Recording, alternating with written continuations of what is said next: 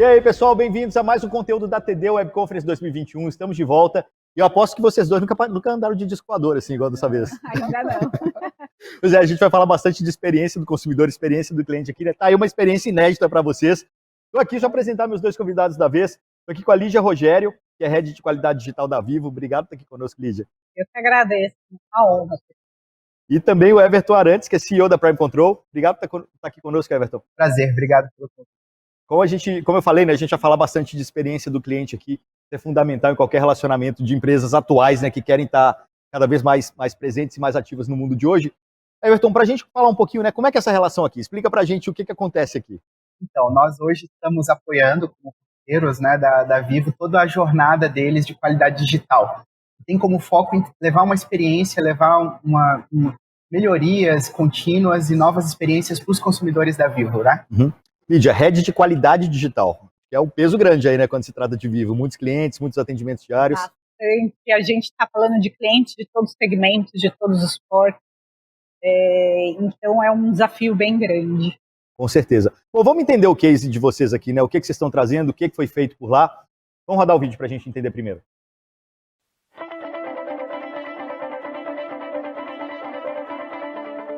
O que eu posso falar é que o mobile ele está em ascensão, né? É o principal canal utilizado hoje por todos os nossos clientes. Consequentemente, a variedade de dispositivos e a variedade de testes que a gente passou a ter que efetuar cresceu nos últimos anos de uma forma exponencial. Com esse crescimento exponencial, toda a gestão que a gente tinha que fazer de uma série de equipamentos que a gente tinha que utilizar nos testes era feito de uma forma manual. Consequentemente, o trabalho da equipe, toda a segurança que a gente tinha para esses devices ficou de uma forma ingestionável. Então a gente foi para o mercado, dar uma procurada, qual seria a melhor alternativa para a gente conseguir otimizar todo esse trabalho mobile.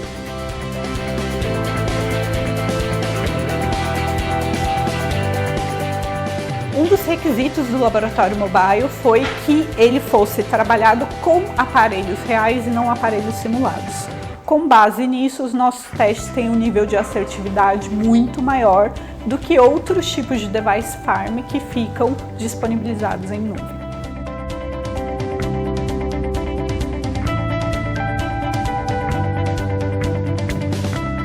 A primeira recomendação que eu daria para as demais empresas é: vocês precisam avaliar o que vocês estão perdendo em produtividade hoje em não ter um laboratório mobile. Que a Prime ela foi escolhida para estar trabalhando com a gente porque dentro desse projeto de inovação ela se propôs a atender todos os requisitos em que a gente tinha colocado. Em nenhum momento eles questionaram alguma necessidade que a empresa teria, pelo contrário, se colocaram como parceiros na implantação desse projeto que a gente nunca tinha feito nessa proporção.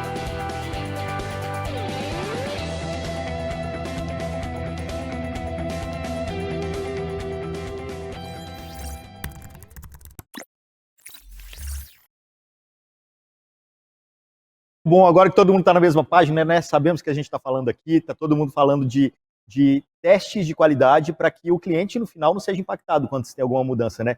Como eu falei no começo, né, Lídia, assim, a quantidade de atendimentos da Vivo é algo tão absurdo que se um segundo, um minuto com atendimento inadequado pode causar grandes estragos, né? Correto. E o principal, como eu estava falando, quando a gente fala de experiência do cliente, a gente tem que chegar num nível de personalização que seja correspondente com o que eles estão esperando. Então, o que acontece? Hoje, os nossos clientes eles têm uma série de devices diferentes, uma série de experiências diferentes, e a gente não podia tratar um cliente igual ao outro. Então, quando a gente está falando de qualidade digital, quando a gente está falando de experiência num ambiente mobile, num ambiente web, a gente tem que estar preparado para atender cada um dos diferentes públicos que a gente está falando. Uhum. E Everton, eu acho que tem uma coisa importante que foi falada também, que a Lídia falou no vídeo, que assim, é teste real, né? Não é um bot, um robô que está ali rodando coisas padrão. Aqui no TD mesmo, a gente às vezes apanha um pouco quando a gente pega escala, porque os caras mudam o código em determinada parte. Outro dia aconteceu, por exemplo, a gente tem um evento que estava com muita audiência e de repente, quando as pessoas reais começaram a comentar, aquilo deu um bug no banco de dados. e na verdade o robô não comentava, né? Então fez um teste de carga no dia anterior com sei lá quantos milhões de pessoas simultâneas, na hora que entrou ali as pessoas comentando real, deu problema. Como que vocês simulam esse uso real mesmo da plataforma, né, por pessoas reais? Então, nesse cenário da Vivo, né, isso é um requisito muito importante, que é você ter devices reais para poder simular experiências reais. Então, hoje já são 3 vitrines como aquela que está no vídeo, né, com mais de 100 devices, e a gente procura simular como cada usuário usa aquele aplicativo, né, são 4 aplicativos nessa iniciativa, sim, e validar como o aplicativo vai responder em cada uma das situações, tanto numa situação de uso comum, de uso do dia a dia, quanto numa situação de abertura de um chamado técnico, quanto uma segunda via da fatura, como você querer comprar uma internet adicional, comprar um aparelho. Então, você tem toda uma experiência simulada para garantir que a experiência que o cliente vai ter lá na ponta é a mais adequada possível. E sempre o continuous feedback, né? Porque não adianta você ficar querendo sempre se propor ou imaginar como o usuário vai usar a solução lá na ponta. O melhor é você entregar pequenas melhorias e continuar monitorando para ver qual vai ser o feedback que vai vir e, em cima disso, melhorar cada vez mais a experiência, né? Então, o trabalho de qualidade é a gente entrega a melhoria, monitora para ver como aquilo está. Antes de entregar, faz um conjunto de validações para ver se não vai impactar o usuário lá na ponta, como você comentou, usando devices reais e algumas situações de simulação. E depois continua monitorando todos os feedbacks para poder melhorar o ciclo novamente a cada vez que ele é executado. Muito bom. Isso é muito importante. Com certeza. Lídia, você falou também de custo evitado, né? Eu acho que isso é muito importante também, principalmente quando você está trabalhando algum projeto de inovação maior dentro de uma empresa. Como você convence o resto do board de que aquele investimento faz sentido? Você está testando, né? Você está experimentando. Cara, alguém pode dizer, joga o pessoal aí, vamos testar na prática e ver o que dá. Mas é bem aquilo que você falou, né, Igor? Quando você evita um problema para o cliente, você está evitando uma série de acessos errados e o custo ele não é só financeiro, né? A gente precisa falar de satisfação. O quanto eu estou conseguindo atender aquilo que meu cliente espera naquele momento. Então, a gente está falando aqui de aplicativos de atendimento, de autoatendimento, em que o que ele mais precisa é de agilidade, o que ele mais precisa é de performance, o que mais ele precisa preciso resolver um problema e esse problema precisa ser resolvido de forma rápida.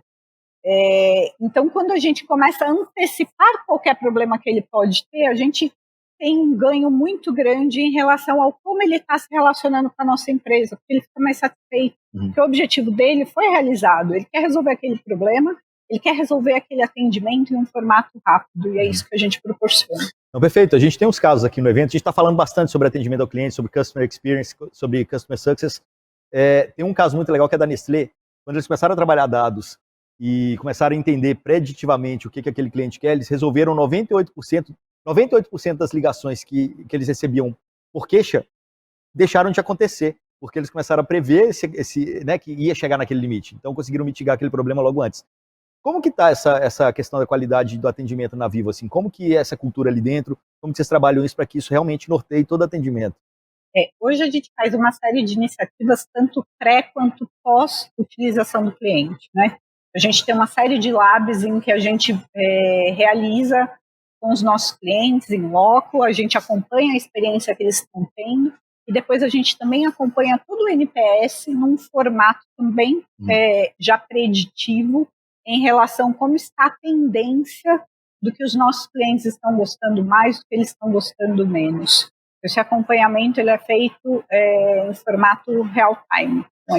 Legal, mas como que é esse treinamento da equipe, assim, para que a equipe tenha essa cultura, sabe, de resolução de problema, de atendimento ágil, qualidade no atendimento?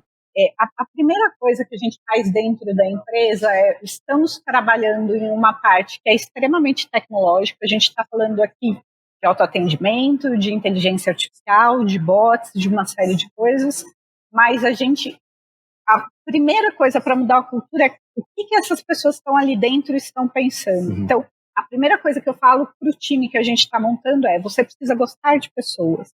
Né? Então, para você entender o que o seu cliente espera, você gosta de pessoas e depois você entende que você está trabalhando com máquinas, você está trabalhando com tecnologia para as pessoas. Então, esse é o primeiro pilar que a gente tem ali como qualidade, né? Porque às vezes a gente fica muito distante do que a gente está falando e, na verdade, a tecnologia ela é um meio. Então, o primeiro ponto vamos trabalhar com quem gosta de pessoas.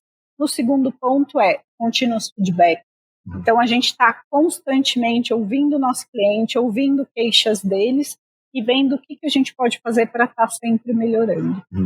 Quando a gente fala de continuous feedback, né, acho que tem uma coisa legal que falaram que eu não lembro agora em qual conteúdo que foi, mas teve um atendimento, uma empresa que começou a fazer o atendimento virtual e de início a primeira pesquisa era, não, eu quero ser atendido por gente. Por que você deve ser atendido por máquina? E de verdade, né, os primeiros chatbots, os primeiros atendimentos virtuais, eles às vezes falhavam bastante, né? E hoje, a nota, o NPS do atendimento virtual é maior do que o atendimento físico por pessoas. Isso acontece na Vivo também, não? Acontece. A gente teve Curioso isso. A gente teve bastante reclamação no início, quando a gente tinha um atendimento não humanizado. Hoje, a gente tem um atendimento que deixa claro que o cliente está falando, quando ele está falando com bot, quando ele está falando com pessoa. Ele não é enganado. Ele não é enganado. Mas ao mesmo tempo, mesmo quando ele já está no bot, já é em um formato humanizado. Então a gente tem toda uma parte de linguística, toda uma parte de entendimento do comportamento que facilita, e quando que o cliente ele passa a gostar mais, quando passa a ser resolutivo. Então o que acontece? Quando eu estou trabalhando com um bot, mas aquele bot não está resolvendo ou está demorando muito para chegar, obviamente ele não vai gostar, né? A expectativa do cliente para um atendimento digital ela é mais alta do que um atendimento humano. Então, o que acontece? O cliente está disposto a esperar um pouquinho mais dentro de uma ligação, mas ele não está disposto a esperar a resposta de um bot.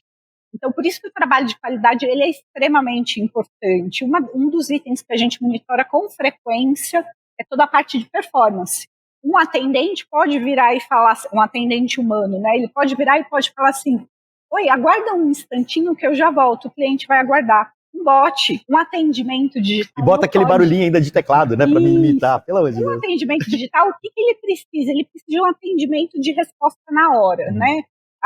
Quem hoje em dia fica esperando 10 segundos um site carregar já fica insatisfeito.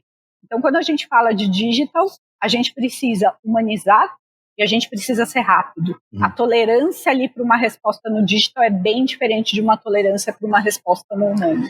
Isso é continuous learning também, né? Assim, como fazer com que aquele sistema seja cada vez mais ótimo para responder o que o cliente quer, Everton?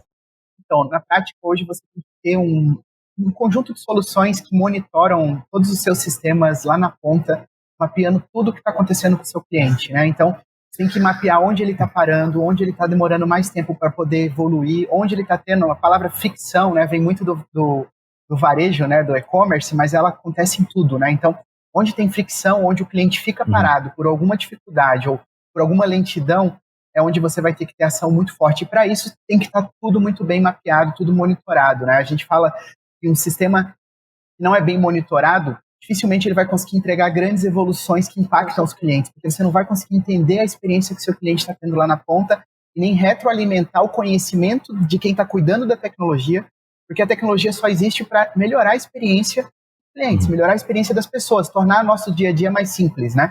Se você não aprende com quem está lá na ponta usando, muitas vezes usa de forma muito diferente do que você previu, você não consegue retroalimentar isso. Então, conjunto de soluções de monitoramento que você coloca dentro da sua solução, isso traz detalhes de todos os pontos em que o cliente está tendo impacto, onde está indo mais rápido, onde está parando, o que está funcionando, o que não está, onde ele está tentando fazer uma operação e não está tendo sucesso, e com isso você melhora todo o processo de melhoria contínua da solução. Tá? Mas, Everton, quem está patinando aí no atendimento, o que você acha que é o primeiro passo assim, a dar, sabe? É cultura? É entender que eu estou errado?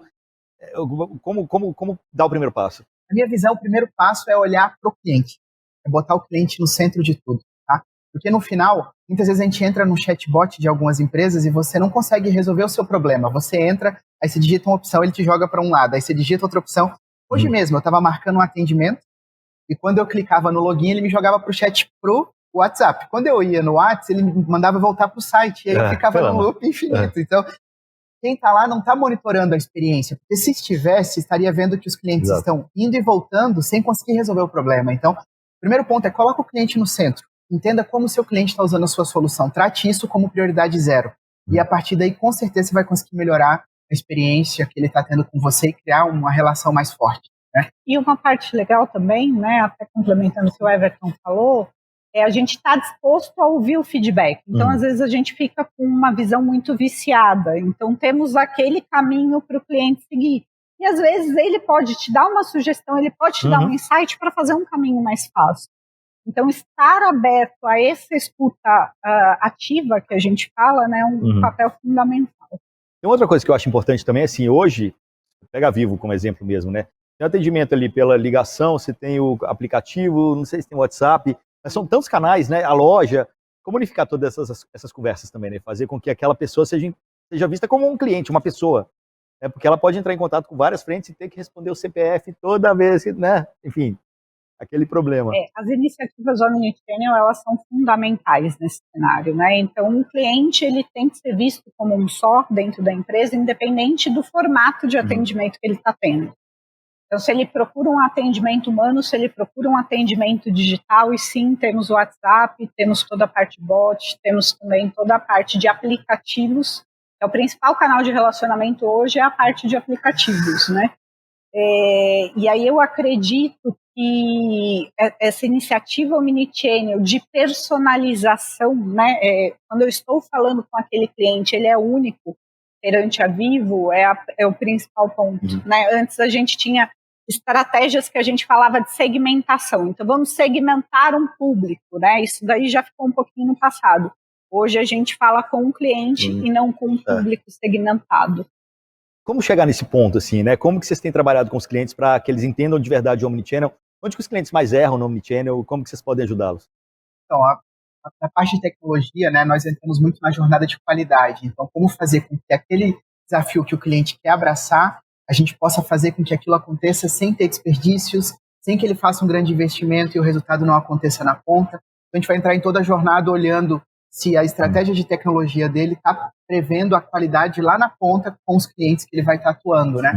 O que nós fazemos muito é entender qual que é o perfil do cliente, como que ele está monitorando esse cliente, que iniciativas ele tem de omnichannel, como é que ele espera fazer com que cada canal atenda o cliente de uma forma diversificada e verificar se as questões ligadas à expectativa de atendimento que estão lá na ponta estão sendo consideradas dentro de cada uma das estratégias.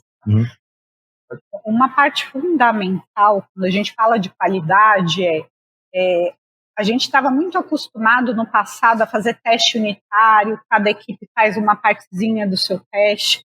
Quando a gente está falando em experiência do usuário, não existe isso. Você tem que estar ali acompanhando a experiência dele end-to-end. Isso significa o quê? A partir do momento que ele fez uma alta, ele adquiriu um produto seu, toda a jornada que ele passa dentro da sua empresa, ela tem que ser acompanhada na visão de qualidade de começo, meio e fim. Então não adianta eu ter uma parte testada por um lado, outra parte testada por outro lado, porque cada um vai pegar insight da sua área. Mas quando o cliente está falando, que é um pouquinho do que você falou, tá, Igor, ele está passando por diferentes canais. Então ele não pode ter uma comunicação em um canal que não conversa com uma comunicação que ele tem no outro. O papel fundamental da qualidade nesse aspecto é testar a experiência do usuário end-to-end, independente de qual canal ele está se relacionando. Mas eu acho que tem uma coisa que é fundamental em tudo isso que vocês estão falando, que assim, você acabou de falar, segmentação já ficou no passado. Cara, segmentação é coisa que a gente falava até outro dia, e de repente já não é mais, é comunicação one-on-one. Essa mudança, né, essa mentalidade de que tudo, vamos mudar o tempo inteiro, vamos experimentar, ela é muito preciosa, assim, né? E quando você pega uma empresa do tamanho da Vivo, implementar uma mudança dessas requer, sei lá, 1 milhão de passos, 1 milhão de processos. Tem que se tornar cada vez mais ágil, está se tornando cada vez mais ágil, né? Mas ainda é difícil, né? Como que isso acontece na Vivo, assim? Como que você consegue mudar a cultura, como que você consegue mudar formatos, mudar processos e entrar nesse mundo ágil de uma maneira cada vez mais ágil, assim? O que acontece? A Vivo começou a trabalhar com transformação digital há praticamente 7 anos atrás, né? Ali naquele momento a gente estava falando de segmentação. E aí, conforme a gente foi colocando o cliente no centro de tudo, foi quando a gente começou a acompanhar. Fica natural, né? Fica natural, exatamente. Então a gente tem squads específicos para entender uma dor específica do cliente. A gente forma muitos laboratórios, né? Que a gente fala labs.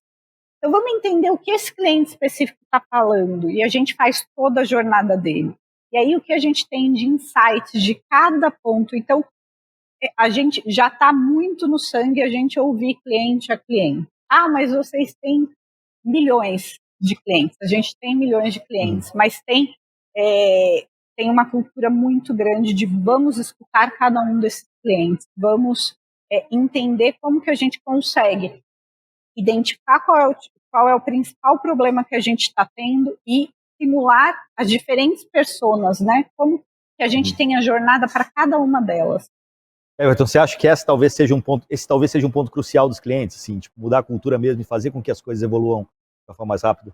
Precisa estar nos temas principais, né? Precisa estar nas discussões de board, precisa estar nas discussões de estratégia, precisa saber por onde ir, né? Precisa ter uma definição de como vamos caminhar e, como a Lídia comentou, começar a desenhar as jornadas, né? Isso de ter as personas, de ter as jornadas, de construir times orientados a uma missão, né? Uhum. A gente fala muito de squads que estão trabalhando em cima de um value stream, né? De uma linha de valor, né? Isso é muito importante, porque quando você tem um time que está ali para gerar valor para um determinado perfil público, é diferente de quando você tem um time para entregar tecnologia. É muito diferente, porque ele vai atuar não para entregar tecnologia, mas para fazer com que a experiência daquele público que ele está ali para transformar seja diferente. E aí as coisas acontecem. Empresas muito grandes estão se mobilizando, né? A gente percebe que cada vez mais as empresas estão olhando para esse modelo mais ágil, esse modelo que coloca o cliente no centro e que monta times com foco em um valor. A gente trabalha com várias outras empresas, né? Grupo Boticário, C&A, todas elas estão com esse foco agora de colocar o cliente no centro e entregar valor para ele de uma forma diferenciada, entregar experiências diferenciadas lá na ponta. E quando a gente fala de ouvir o cliente, né, fazer essa escutativa, trazer ele para dentro de casa, escutar quais estão sendo as principais dores desse cliente, a gente está falando que a gente faz isso em todos os níveis da cadeia.